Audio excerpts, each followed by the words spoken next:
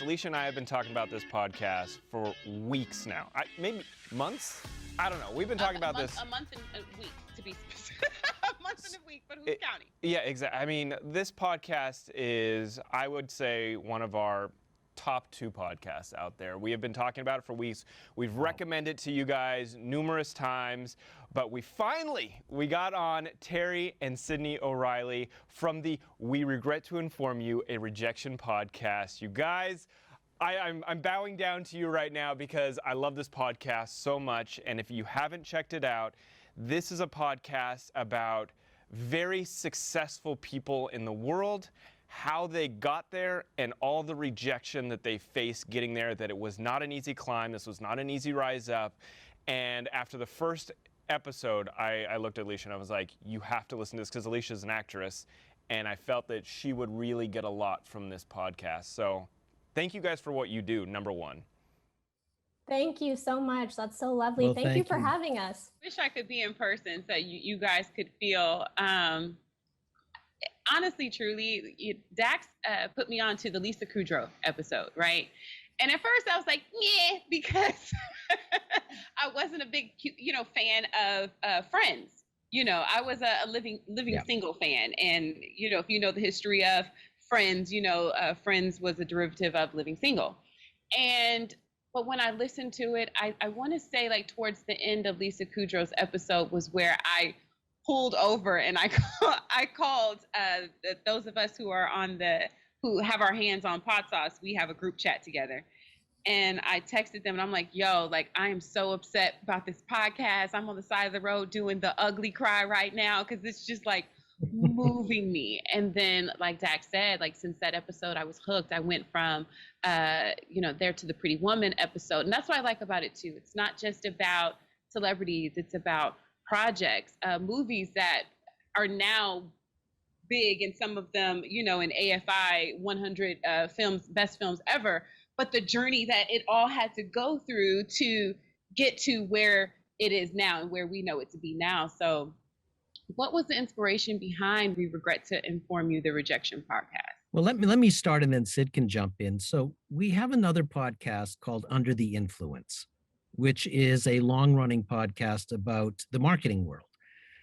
And in that show, there were many stories that I told about inventors or founders of companies that faced incredible rejection until they managed to find a way, and then that product or that company became a huge organization. And I thought that was always fascinating to me. And I brought just the notion of it to our team at Apostrophe Podcasts, Sidney being one of the partners. And I said, is there a standalone show in this that we could look at people's stories from when they start to try and launch a career or a company or a movie or a TV show to the moment it happens, not past that, but just to the moment where finally they break through, and what were their struggles, and then how did they deal with it? How did they get over the speed bumps? And so I brought that to Sid and the team, and they kind of liked it. And then over to you, Sid, on just the writing and the research of it. Yeah, I mean, another thing I think that was another seed of the show is that we're big, as a family, we're big nonfiction readers. So we read a lot of, autobiographies and biographies. And we found so often in people's stories, in their own stories, they would glaze over the portion of their story where they were rejected. So say it was an actor, they would say something like, I moved to LA, I couldn't get an agent, I couldn't get an audition. So I got an agent and an audition, and then they'd keep going. And we were like, wait, hang on. What happened in that window? Because that window is what people who are struggling could relate to the most, the time when you're in the thick of it and in the grit of it all. And so we thought, okay, if we can dig and we can find out what happens in that window, I think it could really, really help people. So that's kind of, how we came up with the show, and it really evolved from there. I think the reason that I gravitated to it so much was because you do see these celebrities, you do see these movies out there that when you do see the end product, you just assume their life has been easy. And I think case in point, like Gal Gadot, she just kind of came out of nowhere for me. Little did I know, thanks to your podcast, that was 8 years of her flying back and forth from Israel to the U.S., taking audition, making her family come back and forth with her to the point where she was like, I'm over this. Like, I don't even want to be an actress anymore. This is clearly not for me. And she was about to give up, and they basically begged her to go on the audition for Wonder Woman, which obviously has changed her life. But there was so many of these little stories, and like Leisha said, Lisa Kudrow, I love that story because I was a big Friends fan, but to see her path and how she was just kind of a background actress, barely getting any roles, and the people in her life were even telling her, don't do that audition. There's no point. There's no name for the character. But that no-name character landed her on Friends. And it's just like, I'm getting chills thinking about it right now. Hey, I'm trying not to cry. That's why I'm like letting you. It is so good. Thank you. I think it's that episode. It was the Brian Grazer episode where he was doing everything that he could, to get his material out there. And it was like one meeting that he had with the lady, with the executive whose bird ended up dying. And yes, he was able to be there with that executive and help bury the bird. And then she ended up buying like his first 2 screenplays. Correct me if I'm wrong, because this was one of the earlier episodes that I've listened to. I've since gone on to listen to almost all of your episodes. Yeah. And for me, it was, sorry. Whoop, nope. Do the interview, Don't girl. cry. You got this. You got this, Leash. I'm gonna get it together.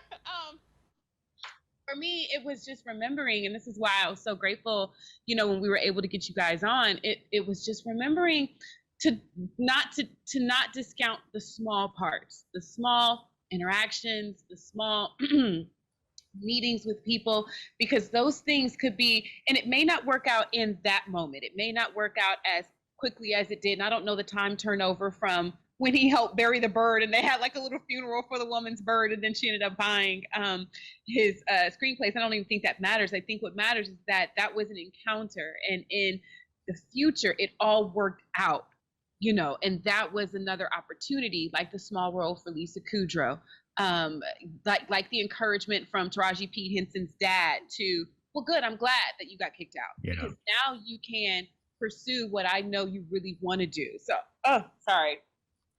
You can see this podcast really affected us, and it's really a magical podcast. No, that's so. That's lovely.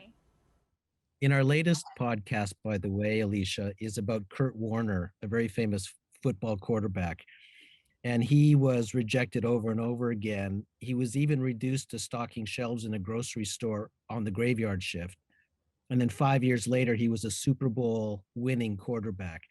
And the theme in that show, which I think is what you're referring to, is your career path is full of detours. And you have to look at those detours as not a throwing you off course, but just a zig to keep. It's just a serpentine way to get to where you're going. And that story of Kurt Warner is a story of detours. And I think that's the thread that really runs through most of our shows is every career has detours. And all of these people we talk about refuse to take no for an answer. Yes. Well, I think it comes down to your tagline at the end, never give up. And it is so true. Never give up. You don't know what's on the other end of your trials and tribulations. Even Stephen King got his book Carrie, I think it was 30, how many times, Sid? 30 something? 30 rejections. 31 was the magic number. 31 was the magic number. And 30 is a very round number. Like 30 is a perfectly respectable number to say, okay, this has been rejected 30 times. I gave it a good go. We're done. And people around Stephen King would have been like, totally, that makes sense. Yeah, good for you. But if he had stopped there, we wouldn't have Carrie, and we wouldn't have the wonderful weirdness that is Stephen King in this world. And so it just goes to show that, you'll never know what'll happen if you just go one more time, what you might learn or what you might discover if you just push it one more time. Right? Because we can hear no so many times. And my God, as an actor, at one point I was thinking my name was no. I'm still trying to gather the fact that my name isn't no, because you still get those no's until I get that one yes that only God knows when and how. But anyways, it's in the end when you see how all of it works out, because you guys will say, oh, this might have been turned down, but now it's like got 5 Academy Award nominations and 3 wins and all of these. By then I have chills up my arms. Yeah. Yeah. Well, you know, when I was starting my career, Alicia, I was an advertising copywriter. So looking for my first job, I sent out, this is a long time ago now, but I sent out 60 resumes to 60 advertising agencies across the country. And I got back 61 rejection letters. One place even rejected me twice. That's how much they didn't want me. But my point being that was 61 rejections when I'm just trying to get a foot in the door. Nothing, and that was 1981, like that's almost 40 years ago, and nothing has changed as far as trying to get that first big break. Sidney, out of all of the, people or, movies, whatever that you've covered, who has faced the most rejection out of anyone?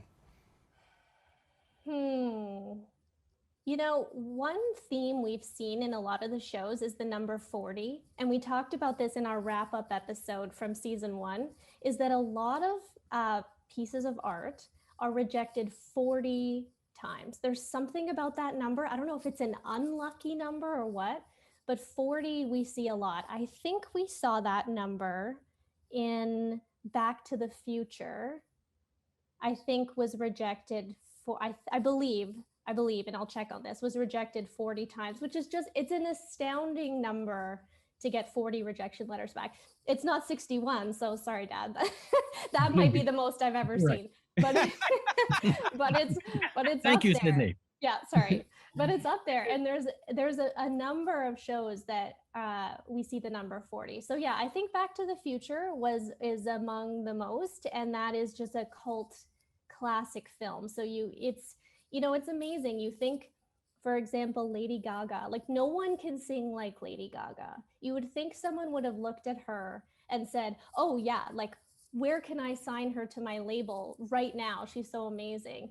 All these people we think would have undeniable talent, or, Back to the Future, just an unbelievable script idea. It's amazing how many times these people are rejected.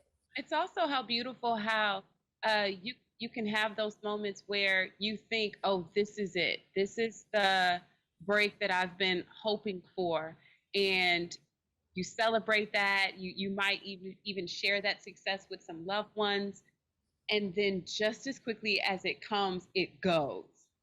And It feels like you have to start that process all over again. And some of the people that you covered, they do. And the difference between us hearing about these people and the people who, their dreams have died in the graveyard is the people, again, that they've had around them, the self-fortitude to be able to say, I believe in myself enough to go 61 times instead of 60. I'm going to go that one more time, and trust that this will eventually work out. I mean, when you say that makes me think of the Lisa Kudrow episode, because remember, and for those listeners or viewers who don't know, she auditioned for the role of Roz Doyle on Frasier, and, everyone knew Frasier was going to be a hit show, and she got it. She landed it. I mean, this was her big break. Amazing. I'm sure she celebrated. And then only 2 days into shooting the pilot, when they pull her aside and say, it's not working. Like, you're not the right kind of funny that we're looking for Frasier. You can only imagine that kind of heartbreak to get your big break and just as quickly have it taken away. And, she would feel like, oh, I'm not that kind of funny. I mustn't be funny. And, if you're a comedic actor, God, what a horrible piece of feedback.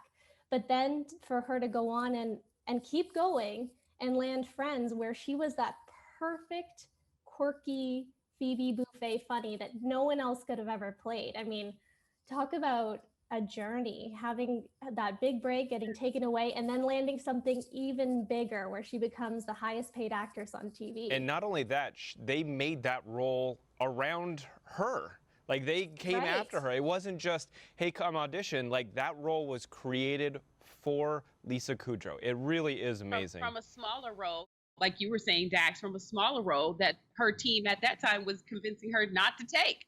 Right. So That's right. It's not often that we get to see while we're in the process of, and Sidney, I'm sure you can personally attest because I know you do a lot of the research. Not often do we get to see while we're in the process of how this thing is actually going to flush out and work out in our favor. Like a lot of times it's after the fact and you can look back and it's like, thank God I did that audition, thank God that I went there and, did all these other things because now, it's flushed out into this huge, huge thing, Totally. I mean, we heard someone say once, and I can't remember exactly who it was, so forgive me, but they said that when you're living your life, it feels like random events crashing into one another, like it's total chaos.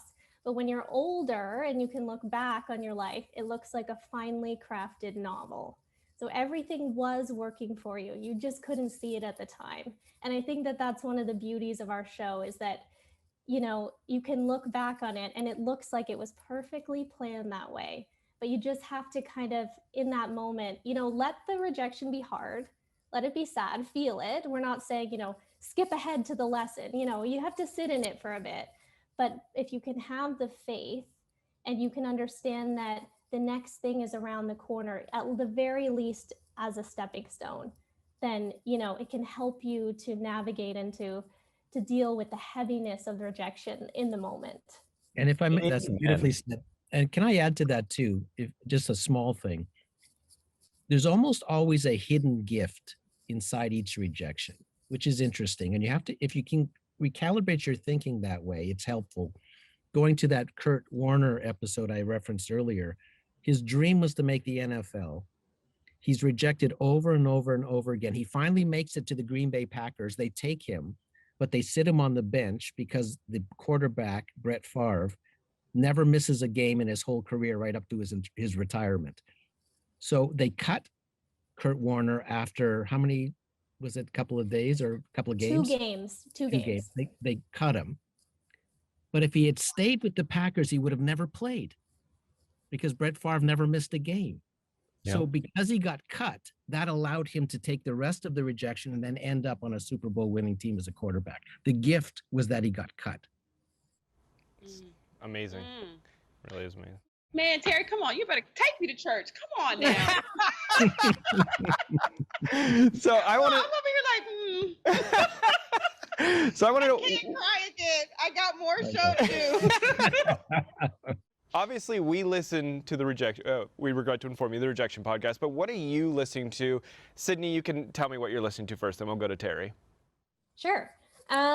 Okay. I don't know if you've ever heard of Where Should We Begin with Esther Perel. Do you guys know that show?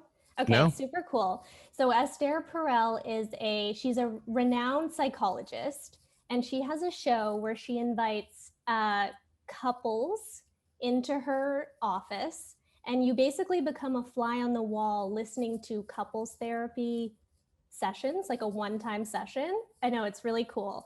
So if you've ever been in a therapist's waiting room and wondered what everyone else was in for, like, this is your chance. It's so interesting. And then she has a counterpart as well for coworkers called How's Work, which is super cool. So I highly recommend that one. I always say you learn more about yourself than you do the couple. So super cool. And then also, I'd be remiss probably if I didn't mention one of our own other shows that I just love. It's called Alone Together, and it's on our podcast network. And like Rejection, it takes a look at a subject that's kind of heavy, loneliness, but it looks at it from a really interesting angle, which is from curiosity.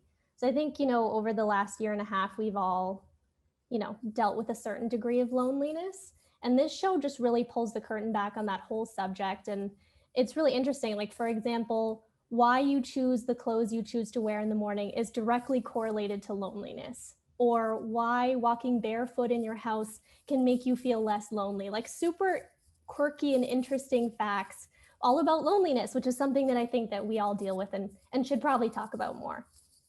Awesome. Those are some good suggestions. What about you, Terry? One of my favorite podcasts is called Against the Rules. So Against the Rules is hosted by the great author Michael Lewis, who did Moneyball and great books. He looks at interesting subject matters from a very different point of view, which I always love. You look at something you've seen your whole life and then look at it from a different viewpoint. For example, he looked at why referees are so hated and what it is to be the life of a referee, and even talked about, I think in the NBA, which I never knew, there is a big complex somewhere in New Jersey that has the screens of every NBA game going on at the same time, and 5 or 6 referees watch every game. So if there's a questionable call in a game from the referees on the floor, they shoot it back to New Jersey and those guys make the call. Wow. Like, I never knew that whole thing happened, that there was this whole, thing going on with referees. So Against the Rules is a great show. The other one I was so intrigued by was called The Bank Robber Diaries, which is a show about a real life bank robber who, I think he robbed 60 banks just a few years ago. And he's the guest on the show, and he talks about how he robbed all those banks and how he got away with it and what his life was like as a guy that was on the run with money, and how he would even walk up to a bank, what was going on in his mind before he walked in there, what he said to the teller, how he got away, where he parked his car. Like, it's just an incredible look into just an aspect of life that you would only see in the movies. Well, I'm into it. Time? He's just free to roam about the cabin? Well, no, he got he eventually did get caught, Alicia, and he did eventually go to jail, but he's come out a changed man, as you can imagine. And then he has the wherewithal. He's very articulate too, which is the most interesting facet of this. And he has a very interesting home life that led to a life of crime. But it's a fascinating look at something as I say, we would only see in the movies. I love it. What's the name of that again? The Bank Robber Diaries. The bank. I have to check that out. I'm into it already. Just your description of it with the Terry voice also takes it to another level. Oh, it does. That's what gets me in the end of the podcast. It's the Terry voice with the statistics. By then, I'm like a blubbering mess on the side of somebody's road, crying. I'm like, yes, Alicia, never give up. You're almost there. You guys are I'm awesome. laughing now, but trust me, like when I'm in the moment of it, I'm just like, oh, that's right. That's the highest praise you could give us, Alicia. That's the key to life. You guys bring many feels to the both of us. We really enjoy your podcast. We wish you so much more luck and success.